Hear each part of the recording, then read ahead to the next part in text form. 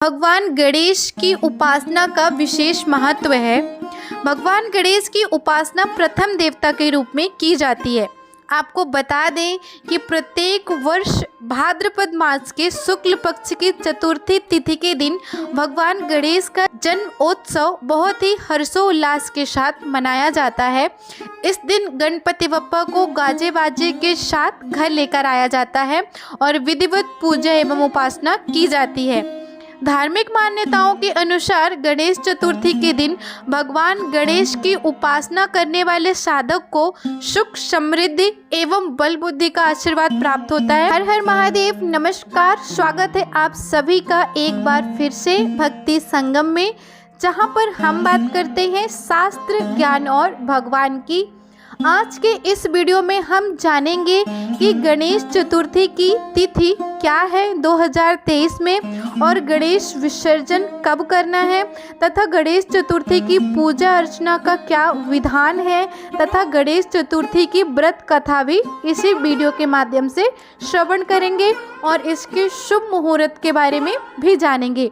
तो चलिए बिना किसी देरी के वीडियो को स्टार्ट करते हैं। ज्योतिषाचार्य डॉक्टर अरविंद मिश्रा जी की माने तो भाद्रपद मास की शुक्ल पक्ष की चतुर्थी तिथि 18 सितंबर को दोपहर 12:39 पर शुरू होगी और 19 सितंबर को दोपहर 1:43 तक रहेगी। ऐसे में गणेश चतुर्थी का जो पर्व है वो 19 सितंबर को ही मनाया जाएगा।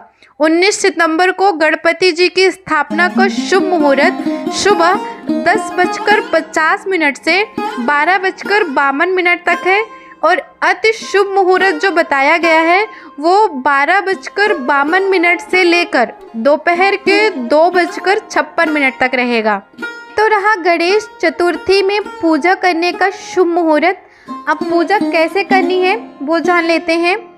तो गणेश चतुर्थी के दिन सुबह जल्दी उठकर स्नान आदि करें और साफ कपड़े पहने, घर के मंदिर को साफ करें और बप्पा के आगमन के लिए घर को सजाएं।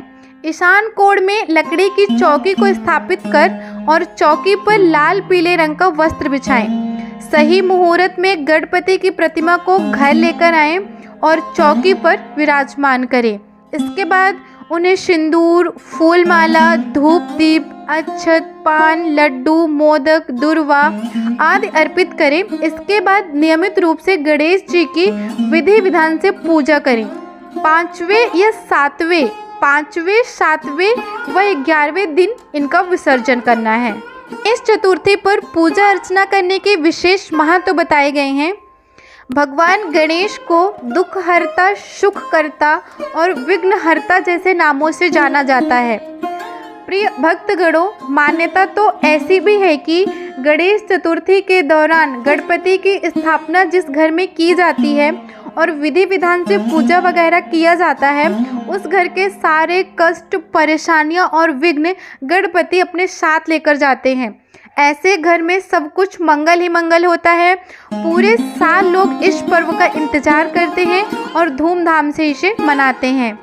महाराष्ट्र में गणेश जन्मोत्सव बहुत ही बड़े स्तर पर मनाया जाता है। अब बात कर लेते हैं गणेश विसर्जन का। तो गणेश विसर्जन वैदिक पंचांग के अनुसार अनंत चतुर्थी के दिन गणपति बप्पा को विदा किया जाता है। पंचांग में बताया गया है कि गणेश चतुर्थी पर्व का समापन इस वर्ष 28 सितंबर 2023 गुरुवार के दिन होगा और इस दिन देश भर में गणेश विसर्जन किए जाएंगे।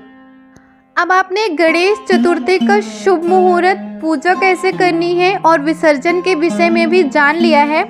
अब हम गणेश चतुर्थी की कथा का श्रवण करेंगे, लेकिन उससे पहले मैं आपको बता दूं कि गणेश चतुर्थी पर गणेश जी को घर पर विराजने के बाद अगर नियमानुसार या आप उनको प्रसन्न कर पाते हैं, वैसे तो गणेश भगवान को प्रसन्न करना अति सरल होता है। ऐसी चीज़ें हैं जिससे आप गणेश चतुर्थी पर कर भगवान गणेश को प्रसन्न कर सकते हैं, लेकिन इन सभी विषय की जानकारी आपको नेक्स्ट वीडियो पर दी जाएगी। तो आप चैनल को सब्सक्राइब कर बेल नोटिफिकेशन ऑन कर लें ताकि आगे की आने वाली वीडियो की नोटिफिकेशन आपको आसानी से मिल सके। चलिए अब हम आगे गणेश चतुर्थी की व्रत कथा का श्रवण करते हैं। मन ही मन भगवान गणेश का स्मरण करते हुए इस कथा का श्रवण करें। कथा को बीच में छोड़कर बिल्कुल भी ना जाएं। इससे भगवान गणेश का अपमान होता है और भगवान गणेश का अपमान करना हमारे लिए सही नहीं है, इसलिए कथा का श्रवण पूरा कीजिएगा। श्री गणेशाय नमः। पौराणिक एवं प्रचलित कथा के अनुसार एक बार देवता कई विपदाओं से घिरे हुए थे। तब वह मदद मांगने के लिए भगवान शिव के पास जाते हैं।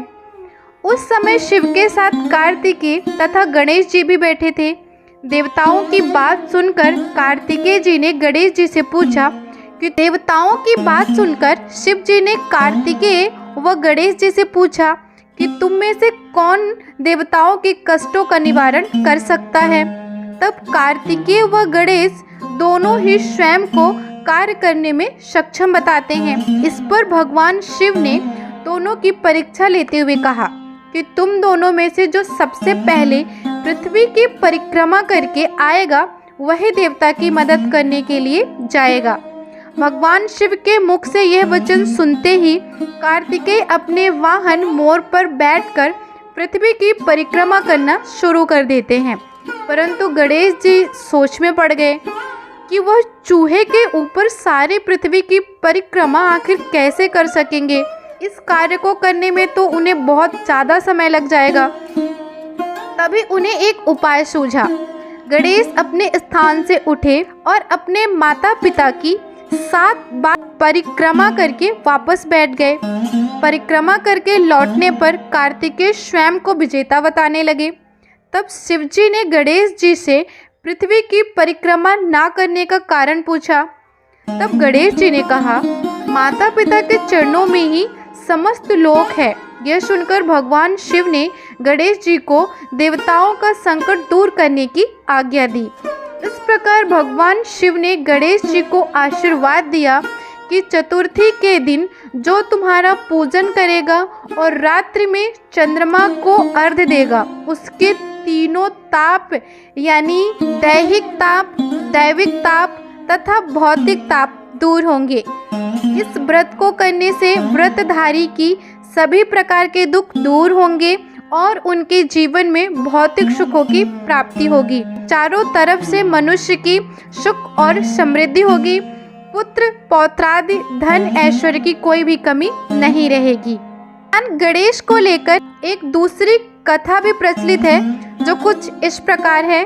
गणेश चतुर्थी व्रत की दूसरी पौराणिक कथा के अनुसार एक बार भगवान शिव तथा माता पार्वती नदी के किनारे बैठे हुए थे। माता पार्वती जी ने भगवान शिव से समय व्यतीत करने के लिए चौपड़ खेलने के लिए कहा।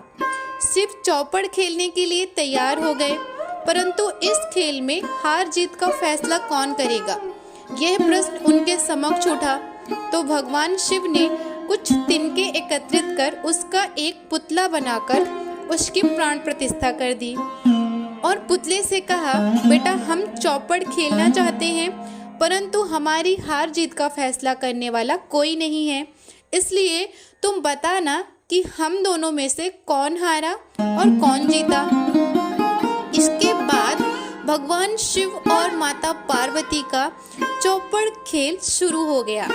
यह खेल 3 बार खेला गया और संयोग से तीनों बार माता पार्वती ही जीत गईं। खेल समाप्त होने के बाद बालक से हार जीत का फैसला करने के लिए कहा गया, तो उस बालक ने महादेव को विजय बताया। यह सुनकर माता पार्वती जी क्रोधित हो जाती हैं और क्रोध में उन्होंने बालक को लगड़ा होने तथा कीचड़ में पड़े रहने का श्राप दे दिया। बालक ने माता पार्वती जी से माफी मांगी और कहा कि मुझसे अज्ञानतावश ऐसा हुआ, मैंने किसी द्वेष भाव से ऐसा नहीं किया है। बालक द्वारा क्षमा मांगने पर माता पार्वती जी ने कहा, यहाँ गणेश पूजन के लिए एक नाग कन्या आएगी, उनके कहे अनुसार तुम गणेश व्रत करो, ऐसा करने से तुम मुझे प्राप्त करोगे। यह कहकर माता पार्वती शिव के साथ कैलाश की ओर निकल जाती। 1 वर्ष के पश्चात उस स्थान पर नाग कन्याएं आईं। तब नाग कन्याओं से श्री गणेश व्रत की विधि मालूम करने पर उस बालक ने 21 दिन लगातार गणेश जी का व्रत किया। उसकी श्रद्धा से गणेश जी प्रसन्न हुए। उन्होंने बालक को मनोवांछित फल मांगने के लिए कहा। उस पर बालक ने कहा, हे विनायक, मुझ में इतनी शक्ति दीजिए कि मैं अपने पैरों से चलकर अपने माता पिता के साथ कैलाश पर्वत पर पहुंच सकूं और वे यह देख प्रसन्न हो सके। बालक को वरदान देकर श्री गणेश अंतर्ध्यान हो जाते हैं। इसके बाद वह बालक कैलाश पर्वत पर पहुंचता है और कैलाश पर्वत पर पहुंचने की अपनी कथा उसने भगवान शिव को सुनाई। चौपड़ वाले दिन से माता पार्वती शिव जी से भी विमुख हो गई थी। अतः देवी के रुष्ट होने पर भगवान शिव ने बालक के बताए अनुसार 21 दिन तक श्री गणेश का व्रत रखा। इस व्रत के प्रभाव से माता पार्वती के मन से भगवान शिव के लिए जो नाराजगी थी वह समाप्त हो गई। इसके बाद यह व्रत विधि भगवान शंकर ने माता पार्वती जी को बताया। यह सुनकर माता पार्वती के मन में भी अपने पुत्र कार्तिकेय से मिलने की इच्छा जागृत हुई। तब माता पार्वती जी ने भी 21 दिन तक श्री गणेश जी का व्रत किया तथा दुर्वा, फूल और लड्डू से गणेश जी का पूजन अर्चन किया। व्रत के 21वें दिन कार्तिकेय स्वयं माता पार्वती जी से मिलने आ जाते हैं। उस दिन से श्री गणेश चतुर्थी का यह व्रत समस्त मनोकामनाओं की पूर्ति करने वाला व्रत माना जाता है। इस व्रत को करने से मनुष्य के सारे कष्ट दूर होकर मनुष्य को समस्त सुख सुविधाएं प्राप्त होती हैं। इस कथा का श्रवण कर रहे सभी के लिए मैं भगवान गणेश से यही प्रार्थना है कि इस कथा का श्रवण कर रहे हर एक व्यक्ति का उद्धार हो और उसे उसका मनवांछित फल मिले। भगवान गणेश की विधिवत पूजा अर्चना कैसे करनी है तथा किस प्रकार उनको प्रसन्न किया जा सकता है, इस बारे में हम नेक्स्ट वीडियो पर बात करेंगे। भी भगवान गणेश को प्रसन्न कर सकते हैं और उनसे मनचाहा फल प्राप्त कर सकते हैं। तो आगे का वीडियो देखने के लिए चैनल को सब्सक्राइब कीजिए और वीडियो अच्छी लगी है तो वीडियो को लाइक कीजिए। बेल नोटिफिकेशन जरूर ऑन कीजिएगा ताकि आने वाली वीडियो की नोटिफिकेशन आपको आसानी से मिल सके। तो चलिए फिर मिलेंगे नेक्स्ट वीडियो पर। तब तक के लिए हर हर महादेव, नमस्कार।